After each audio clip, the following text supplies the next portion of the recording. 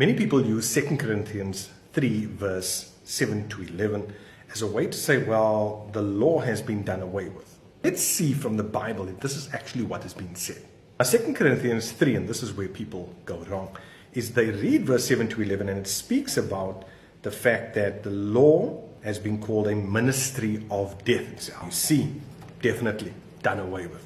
Because here we find that Paul calls the ministry written on stones as a ministry of death and condemnation. But does this say that this law was done away with? It's the question that a lot of people don't want to answer. Now think about it.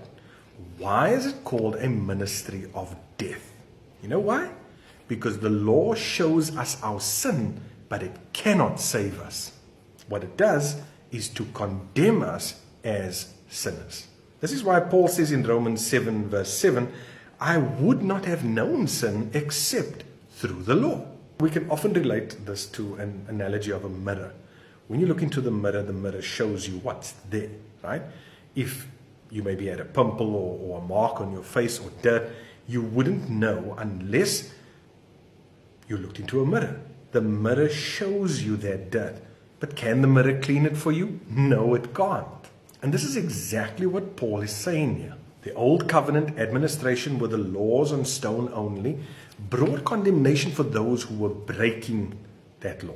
Under the new covenant, the Holy Spirit now writes these same laws in our hearts and in our minds and gives us the power to obey. Yes, folks, Paul was not talking about doing away with the 10 Commandments or saying the 10 Commandments are gone. What he's saying here is that the way they were administered has now changed. It is now internal, it is spirit-led, and it is life-giving.